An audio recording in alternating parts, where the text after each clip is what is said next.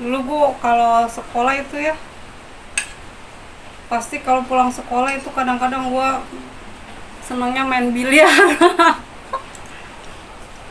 Gue seneng banget sama biliar. Dulu kalau sekolah pasti kadang-kadang suka bolos tuh ke tempat biliar ya, jangan ditiru ya. Nama lagi cerita. Jadi gue suka bohongin tuh orang tua minta duit dari uang buku. Siapa yang pernah kayak dari uang buku. Jadi gue karena gue senang main biliar, gue kalau sekolah tuh pasti suka main biliar ya. Kalau kadang-kadang pulang sekolah, kadang-kadang gue malas sekolah, gue bolos pergi ke situ. Tapi itu dampaknya bagus ya. Gue di situ ya ketemu sama yang ngontrak di tempat bapak gue ya, tempat nenek gue. Kebenaran dulu manajer biliar dulu.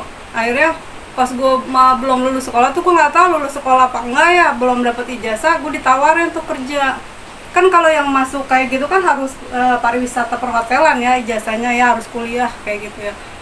Terus gue belum lulus belum apa, gue udah diajak kerja kayak gitu ya. Gue kan seneng banget ya kayak gitu, kayaknya keren, gaul kayak gitu ya, masuk hotel, masuk kafe kayak gitu ya.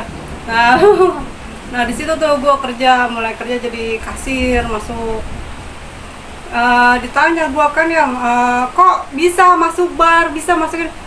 Kata gue, kak lulusan apa? Lulusan pariwisata perhotelan. Ditanya sama yang lain, nyiri dong ya. Enggak, gue juga nggak tahu, belum lulus apa udah lulus apa belum. Belum tahu ya. Tapi gue udah kerja.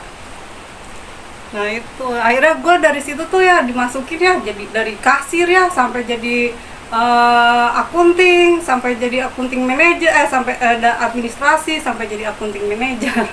Malah sekarang yang masukin gue nya itu udah nggak ada, jadi gue yang jadi. Keren Pak Samsu di mana tuh ya. Tapi pas ketemu nelpon gue gitu ya, nggak tahu kapan gitu, udah lama juga ya, kaget. Suara gue mungkin jadi gede kali ya gitu ya, bilang ini Firda bukan? Iya ini Firda. Dia kaget, suara gue udah jadi gede.